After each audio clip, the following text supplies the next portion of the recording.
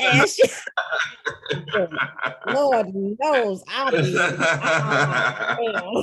I'm bugging right now. I was not recording it. So let me start over.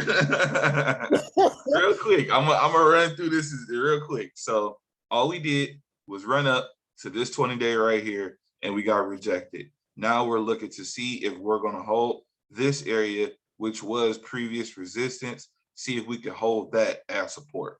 That's all we're doing. Now, like I was saying before, Bitcoin controls the market. So as you can see, Bitcoin's price is pulled back 2.90%, about $1,000, $1,100. Everybody else is going to pull back too.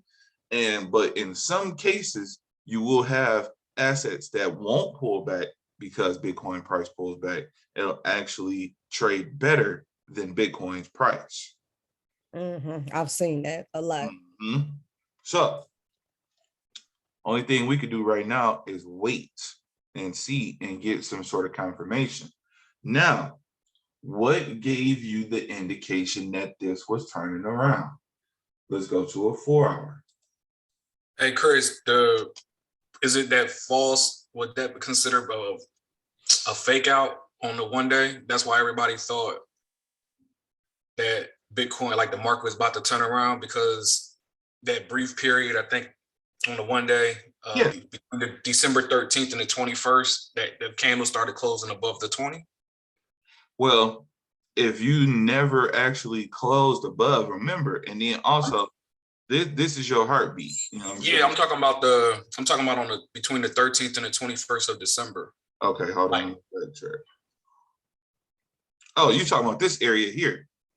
Nah, I'm talking about go to your left. Keep going, keep going, keep going, keep going. Now look above the 20 EMA. Oh, this? Oh, yeah, definitely. Definitely. So, and all you had to do, and this is what a lot of people don't do, and this is why you get a lot of people that gamble on assets. Once you start being able to see these certain things, I'm going to do it from the body.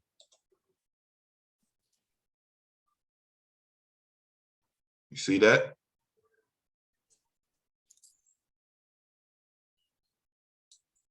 Downtrend line. So you were never in an uptrend. Again, you were just temporarily in an uptrend on a smaller time frame. You got to be able to open this up. Got to be able to open it up. So you could have had entry, and this could have been your entry right up in here, but then you would have just been playing it to your 50-day, in all honesty, and I would have got out the trade after this candlestick dropped the way that it did, closed, and it never opened up higher. All it did was get lower, tried to retest your 20-day, and then just kept getting rejected from the 20. Rejection, rejection, rejection, rejection, fall, find some support, then rise again, but still rejection, rejection, rejection, rejection, rejection, fall, same thing, find support, rejection, might come up, hold this line as support. I'm not sure if that's going to hold.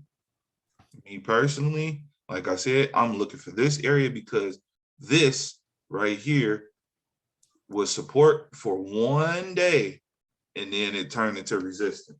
So that's why I'm looking at that area as a major area of support. If we break that, then I will be looking for more downside. If we close below this area, I'm looking for more downside.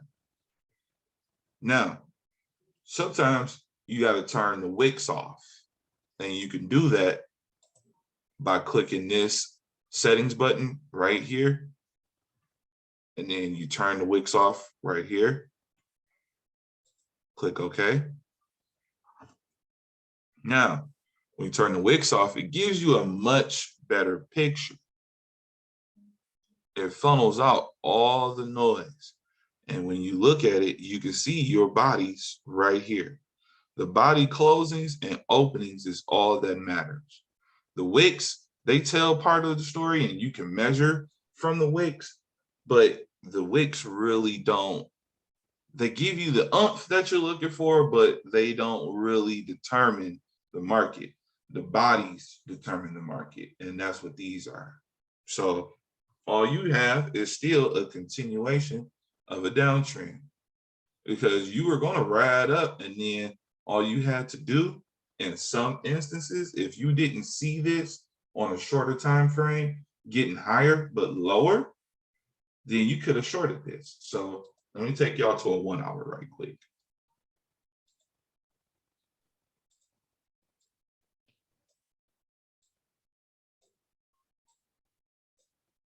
So now if I go back into the Discord to where you started recording these, so from the very beginning, do you start off like beginner level from the very beginning on the first video?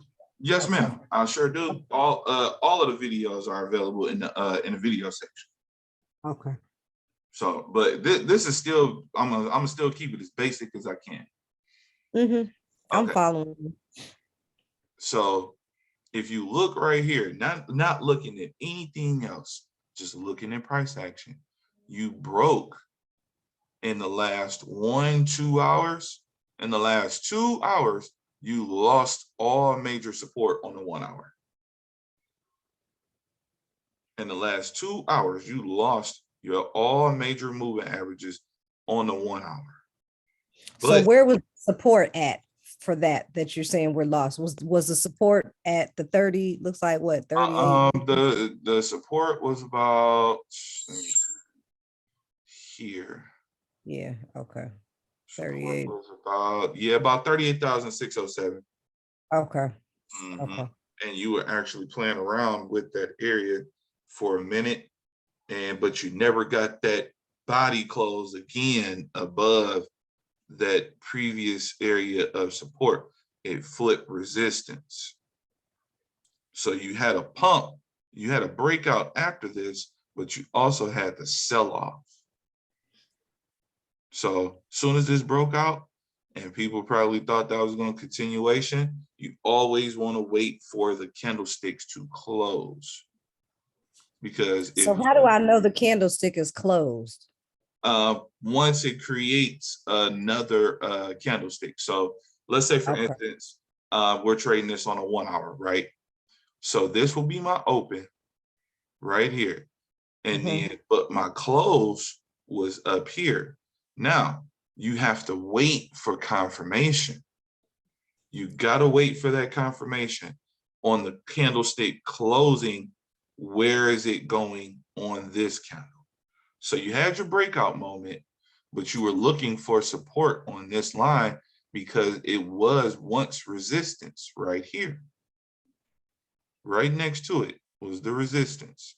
You had a breakout moment, you were looking for support, and you did not get the support, and you sold off down to your 50-day, and you broke and lost support on your 20-day. You see that? Yep, I see it. So now when you broke down to your 50, now you had a continuation of the sell-off.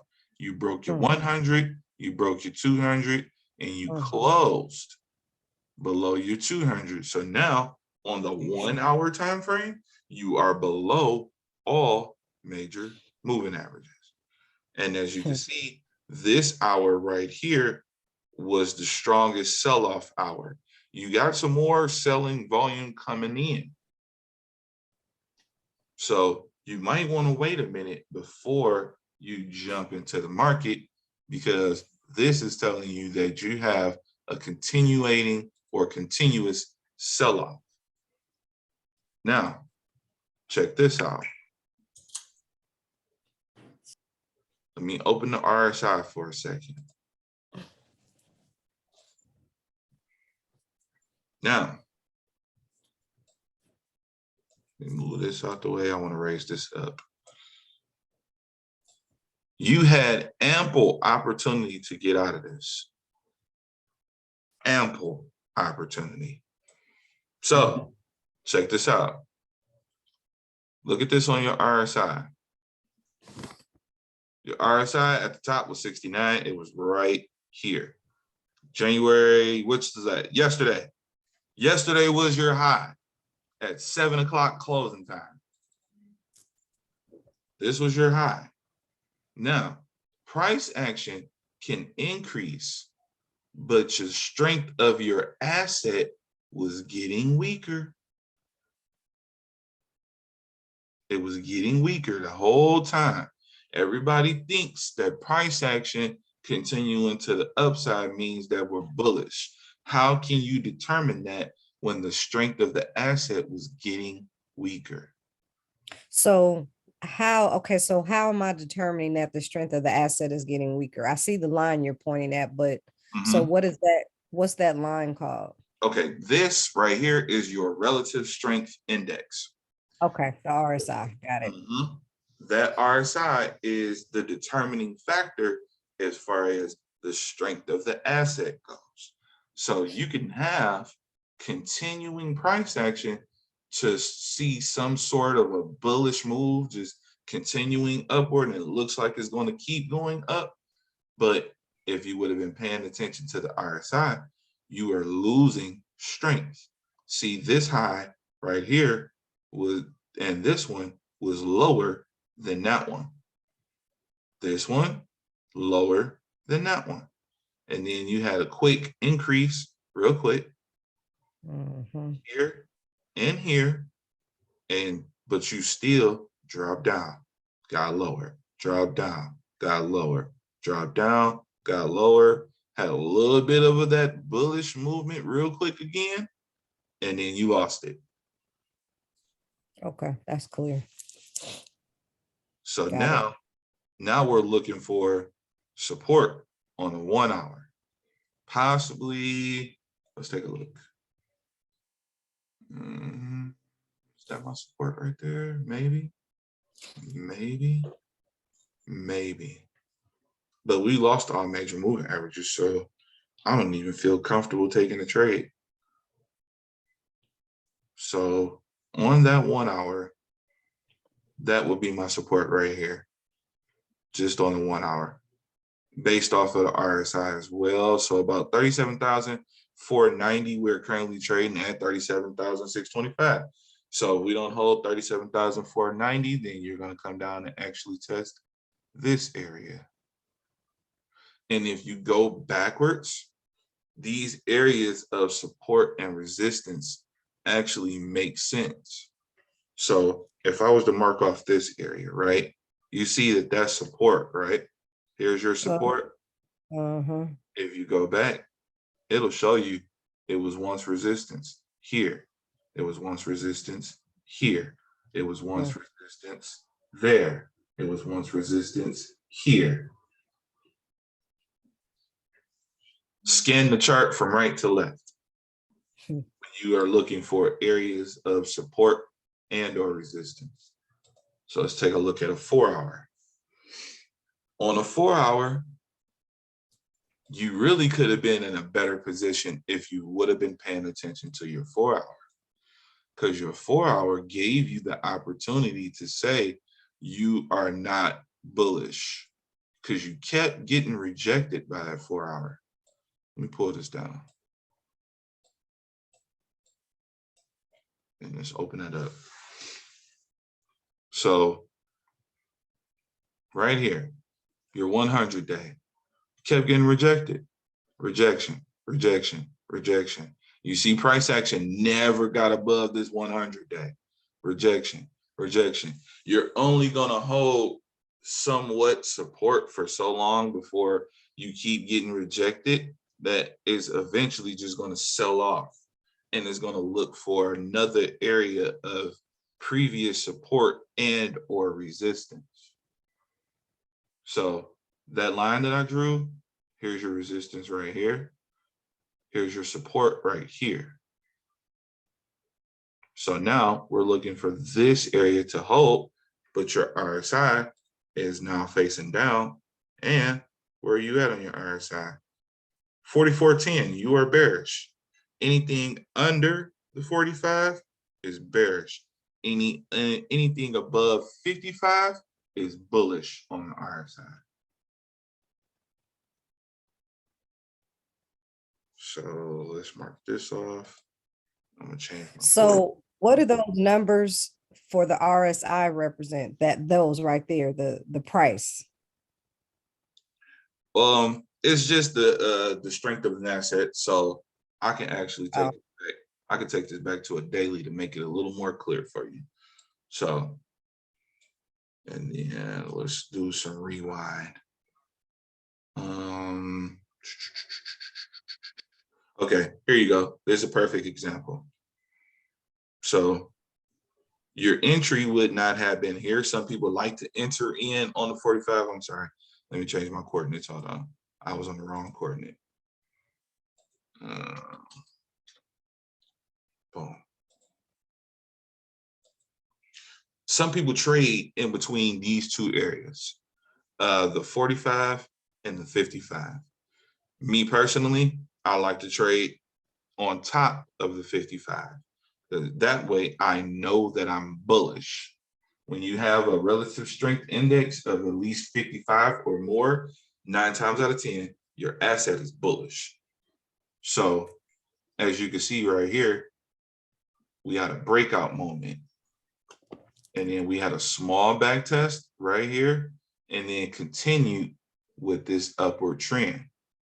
So if we had this breakout moment, a small back test, which came in, which was your confirmation right here, you would have held this because you already had the support above the 55 on your RSI.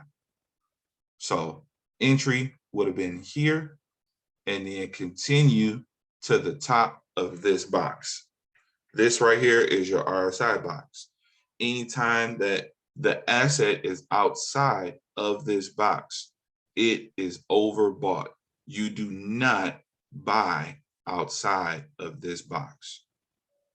Outside of the 55 and the 45, or You don't buy when the asset is this high. okay. Whenever the asset gets up outside this box up here, it is inside of what they call overbought territory. That means the asset costs too much. And then you will have a tremendous downside if you buy this up here. So most people are gambling.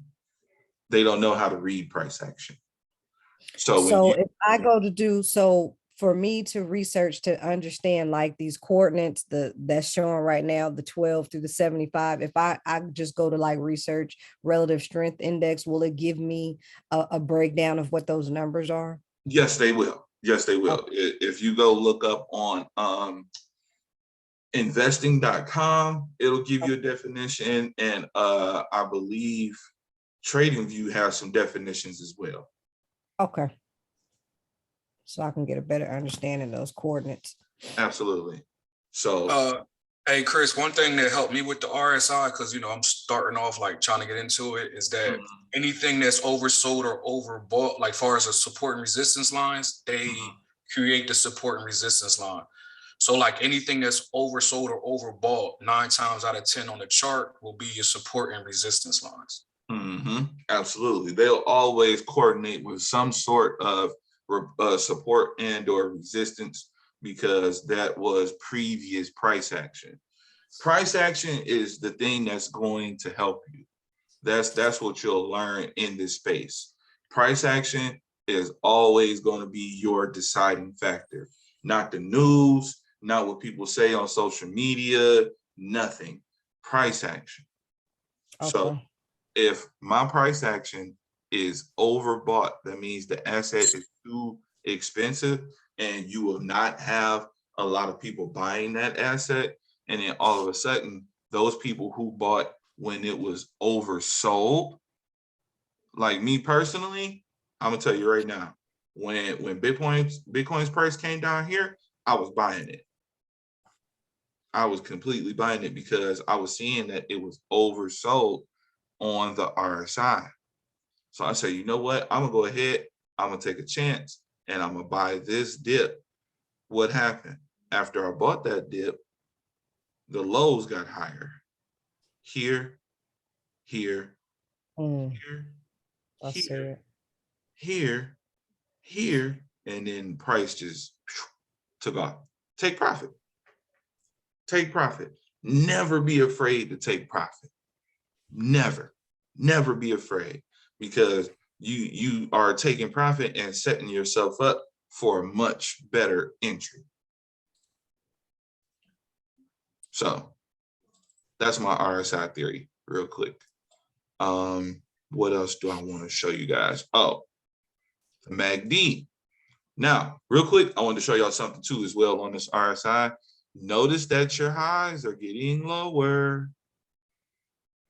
On the RSI, that's going to coordinate with price action. So look at this.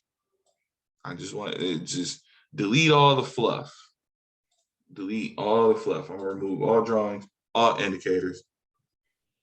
Where are we at? Bam. I'm going to remove all drawings and indicators. Look at this. So this was your high, right? This is your high. Look at this. High. Lower high. Lower high. Lower high. Lower high. Lower high.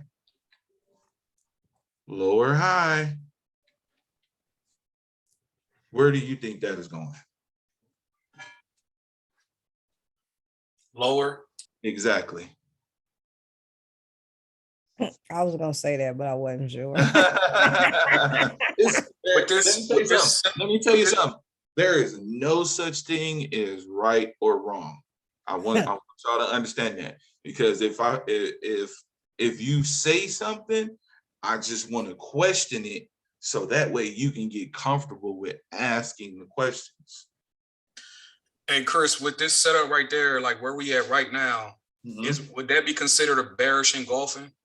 Not necessarily, because the bearish engulfing come from individual candlesticks. So this candlestick, that was bearish engulfing.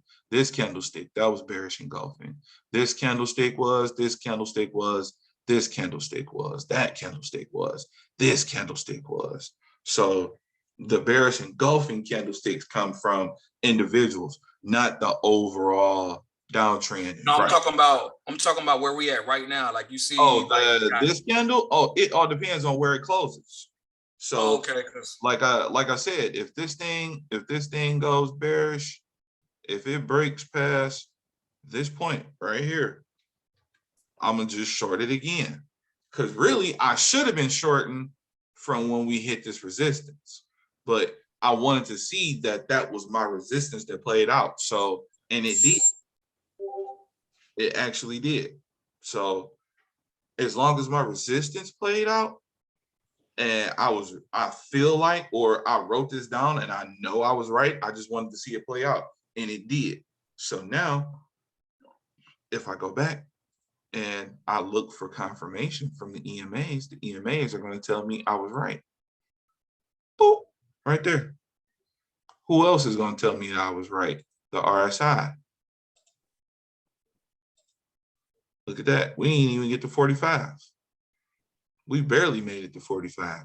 We got the 41.89 on the RSI, and then the rejection. Now, you want to see if that's going to hold as your support. Who else is going to give me a confirmation? MACD.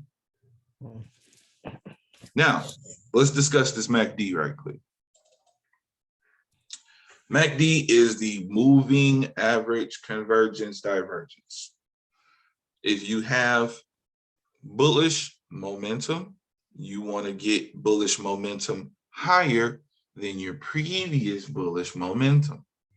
So this right here and this over here was higher than this previous high on your MACD. So, but this previous high was not met by this previous high or that previous high or that previous high. So you're actually still on a bearish side of things when it comes to price action, but you only have one saving grace, that this price action was actually higher, or the volume on this side was higher than the volume that it was previous before we had that dip. So now, looking at your price action and looking at the RSI, you could come in and catch this as support, but you don't want to catch a falling knife, because if you switch on a 4-hour, you will see that thing is sharp. What's the falling knife, Chris? I gotta ask. What's the falling knife? Okay, a falling knife is dropping price action rapidly. So you might think that we have support, but you haven't even closed on candlesticks yet. So you don't want to try to catch a falling knife. So look at this. Let me show you. So you got price action. We're on a 4-hour. This price action is dropping. There is no end in sight until you get a close in 15 minutes, 27 seconds. 9 times out of 10, because you are negative on your MACD, you are negative on your RSI, 9 times out of 10, you could come down and test this area as the support first. So sharp drawdown in price is a falling knife. You do not want to try and catch a falling knife. You want to wait until the knife has stopped falling. That makes sense? Yes. Now, if it breaks on the 4-hour past this price, and you can look for this area to get hit on price. And if it does, cool. But if we break that on a daily time frame, look at that. There are 2 areas. That was resistance, became support. If I turn the wicks back on, boom, resistance, became support, ran up to the 20-day, got rejected. You have no price action above that 20-day. So now I'm just looking for this area to hold as my strongest support. Let me open this up to a weekly and see if we have support there. You got support from your 100-day, but you are under your 20 and your 50. I'm gonna tell you right now, also, if that 20 crosses over that 50, that is a death cross, and you are going to see more downward price action. If that 20-day moving average and this 50-day moving average cross to the downside, you're going to see 9 times out of 10, $25,000 get hit on Bitcoin. And would be nothing wrong with that, because why? Most people, they can't see stuff. So let's turn all the fluff off again. Remove drawings and indicators. You have shapes that can usually tell you which way price action is going to move. When you get this M shape, as we can see right now, let me show you.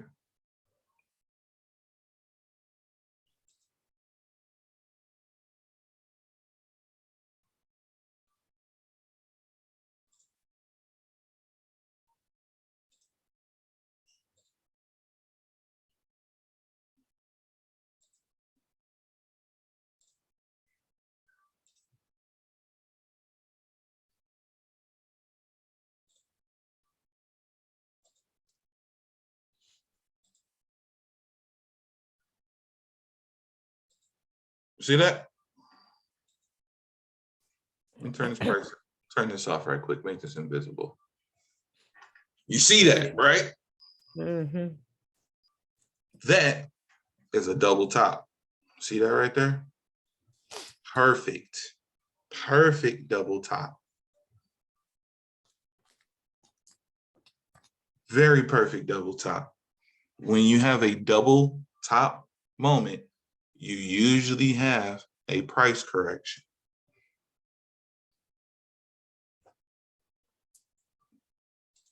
Turn that back on. There it is there. Now, you usually get price action to reverse when you have a W moment. So let me turn these drawings off again. And then let me go down to a smaller time frame. Where do we have a W? Give me a W. Give me a nice W. I want it clear. Nice. Where can I find a good W? And there are no clear W's. That's the interesting part. Huh. I see a lot of M's. I do too. There are no clear W's. None. Let me go back to a daily again. Let me try this one more time. Hold on.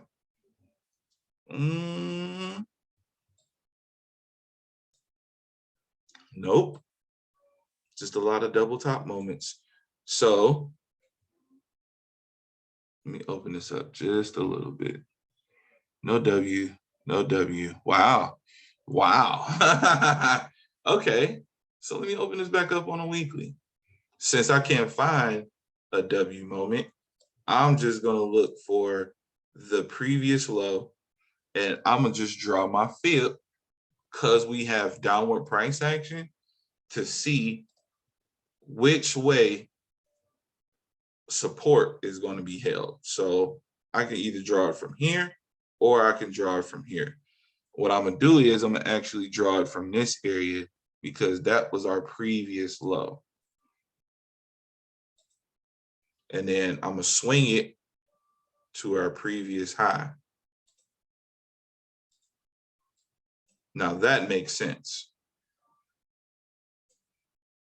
As you can see, we are basing off of the halfway mark on the Fibonacci tool. The fibs, you can use the fibs to see when you swing your price action or your Fibonacci tool from a swing low position to a swing high position. You are looking for areas of support coming down from price action when price action is coming down. When you swing it the opposite direction from a swing high to a swing low standpoint, you are looking for the areas of resistance to get hit. So let's say I do this from a daily standpoint. And then, yep, that would be perfect right there. So let's go here. And I draw that from here to here. So let me open this up and show y'all something. I drew it from this last highest point to its last lowest point.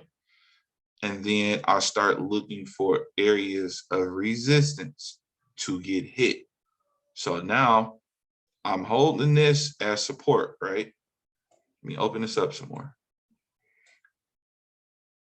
So this was resistance for a while, and then it became support. And actually, here's your W moment right there. It's vague, but it's there. So here to here to there to here, and then continuation with the W. So that's a good W moment. It's kind of small, but it's there. Let me show you. From here to there. Let me duplicate this. And then, oh man, go back. I can't stand when I did that. Okay, but the W looks like the M, but they're not the same, right? Nope, it's a reversal when your M starts to look like a W. Let me show you. And bam. And then bam. Now, it's never going to be a perfect W. That's the one thing I want y'all to understand as well. It's never going to be a perfect W. And then let's turn off price action. Bam, there's your W. You see that? Mhm. Never going to be a perfect one, but you'll see them. And as you start to look at price action more, you'll be able to spot them without the tools or anything. But you got to practice. So right now, just basing this from that previous high to this previous low, looks like we're coming into an area of support, which is about 37,165 on a 236 area. But here's the issue. This high was higher than this previous high. This high is higher than that previous high. So now I can't say that that's my area of support because this high was higher. So really this fib is no longer in existence, but I just wanted to show y'all an example. So now when I get a support level of a 236, I usually don't like to trade under the 236. I want to trade above it. So I'm looking for areas of resistance to get hit and then possibly break out and go to the next area of resistance. And then look to hold that support and then break out to the next area of resistance. And then I just take profit on my trade because I got in down here, 37,000, and then it ran up to 51,000. So when you just said you don't like to trade between the 236, what's the 236? This area right down here is actually a red area. This area, anything below the 236 is still not considered a good entry as far as the Fibonacci's go, because you're still in a red zone. Notice that these are color coordinated. Mm-hmm. So when you're in the red zone still, what does that mean? You're not really in an area to take a trade because you're still in this kind of bearish zone right here.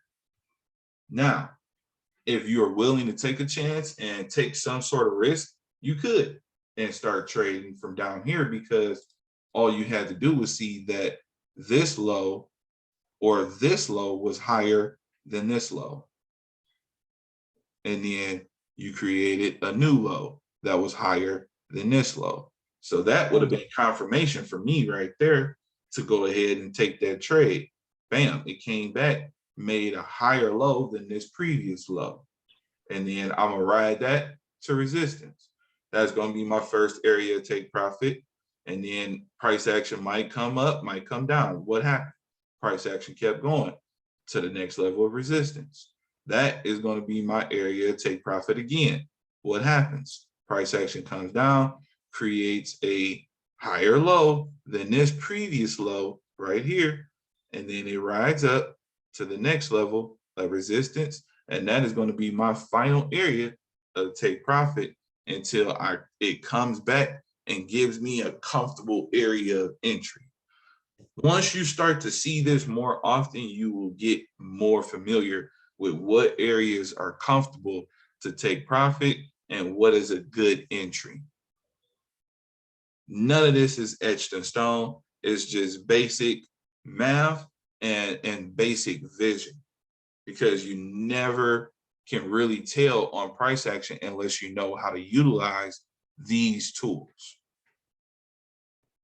So if I turn my EMAs back on, I want to show y'all something.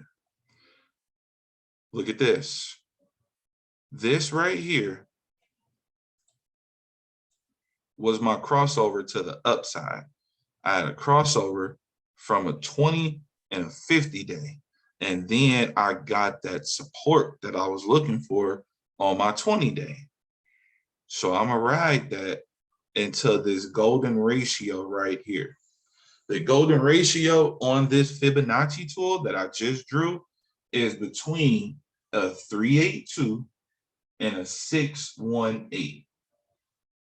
That's your golden ratio between a 382 and a 618. So let me turn this off. Hey Chris, how do you know like where to set the Fibonacci? Like if it's like if it's in an uptrend or downtrend, like I'm about to explain that right now. I'm glad you asked me that question. So I look for previous areas of lows and highs. So if I'm looking for support from falling price action, which we have right now, I'm going to swing it from its last lowest point, even from the wick.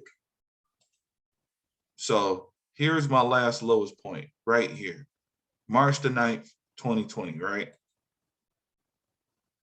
My last highest point was November 8th, 2021.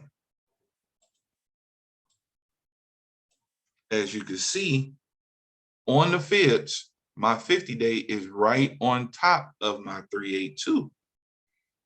Now, the one thing I will tell y'all about price action, you will get some things that happen funny where you might, and you just might, because the week has not closed. You got 4 days and 9 hours. You could get a pump in price action, but you would get rejected by 44,000. So looking at this on a daily, you are under all major moving averages, but on a weekly, you're holding above your 100-day and also holding above your 50. So all I did was swing it from this swing low to this swing high. Now, if I was doing this looking for price action reversal, first you want to make sure that your EMAs are going to start supporting price action. So the very first level that you want to hold is the 20-day EMA. So if I was going to draw my fibs again, looking for support, it would probably be from right here at my last highest point and right here to my last lowest point. That would be the area that I draw my fib in. But as you can see, we lost that 236. As you can see back here, we lost a half, we lost the 382, we lost the 236. And like I said, I don't like to trade under the 236. And as you can see, the 20-day is on top of your 236, it's on top of price action. You got the 50-day following the 20-day, you got the 100 following the 200. Everything is crossed to the downside. And now you have bearish divergence. Not hard to see, but you got to get familiar with looking at price action. If you're not familiar with looking at price action and seeing how assets move, you won't be able to know which way to draw your fibs. Does that make sense? yeah, I just gotta watch the video. For sure. So let me give you another example right quick, and we got a couple extra minutes to play with. So if I was going to do, like I said, this price action right here, because I could actually do it in a number of ways. I could swing it from this high to this low in order to see which way it was going to move to the upside. I could swing it from this low to this high, and actually let's do that. So I'm gonna swing it from this low, bam, to this high. Let's see if it coordinates. It does. Whoa, hold on. Right there. Oh, you can't get no better than that. Oh, you can't get no better than that one right there. So this was my low right here. $28,600. This was my high, $69,000. Right now, we are banging it out with the 786. If we lose that 786 on a daily, 9 times out of 10, we're going to come back and test $28,600. So today is a very significant day. So Chris, you're saying if it breaks the, hold on, what's that line? If it- 786. Let me open If this. it breaks this, if it breaks the 786, you expect it to drop all the way down to that first gray line. Yep. Either that first gray line or at least, let me see.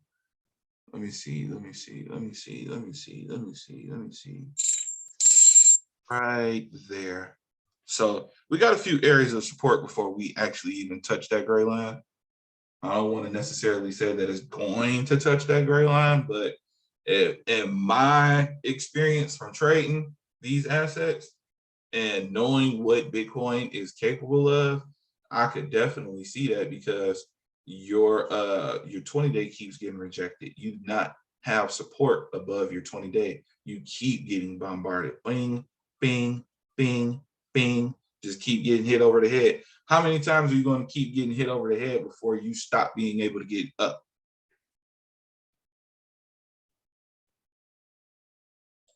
So yeah, this is an area of support. And then where? About right there? About there? Yeah. It's there, but it's not there. But that's resistance. Yeah, but it's also support right there. So yeah. So 35,000, 32, 33. So 35,000, 33,000, and then 28,000. So yeah, we got a couple areas. But me personally, if this thing closes below this 786, I'm shorting it. I'm shorting Bitcoin if it closes below the 786. But I still got 7 hours, 54 minutes to decide that. Still got time. So now it's just a wait game.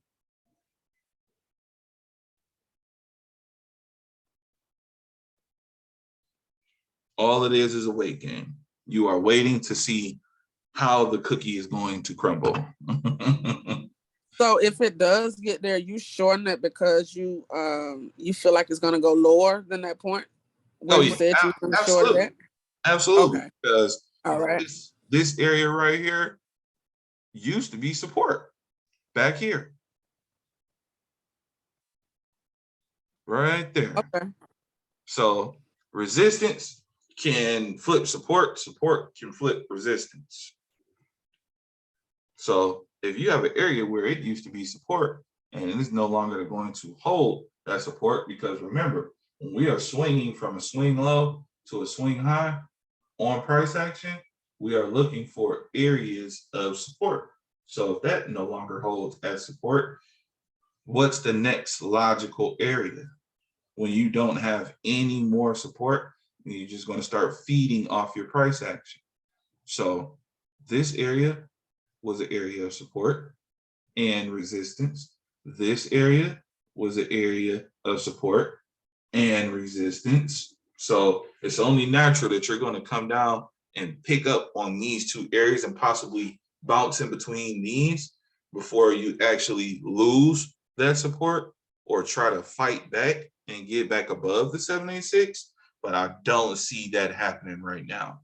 I only can see what I can see right now and what the candle is giving me, but I have to still wait 7 hours and 52 minutes in order to make a better informed decision. Okay. And that is today's lesson. This is awesome. So keep an eye on Bitcoin. Bitcoin is the deciding factor on all of the market. So if Bitcoin continues to pull back, so is the rest of the market. So just be cautious when you're trying to get into a trade, because this thing could pull back a lot more and actually liquidate any trade that you could possibly be looking for. All right. Appreciate y'all for jumping on. The recording should be ready in the next hour or so. Great class, bro. I appreciate Thank y'all you. for jumping on. I appreciate you. Today is my born day, and I really appreciate you giving me the opportunity to really learn this stuff. Because I've been, like I said, multitasking and working 7 days a week and doing Right. so much. I finally said, okay, look, let me get focused. I gotta learn this. So thank Most you. definitely. Ah, that is beautiful. A happy solar return. I'm glad I was able to give you something other than, a birthday gift that normally people. This is something that's going to be able to help you well into the future. It is. So I really do appreciate you. Thank No you. problem. No problem at all. Y'all enjoy the rest of y'all day.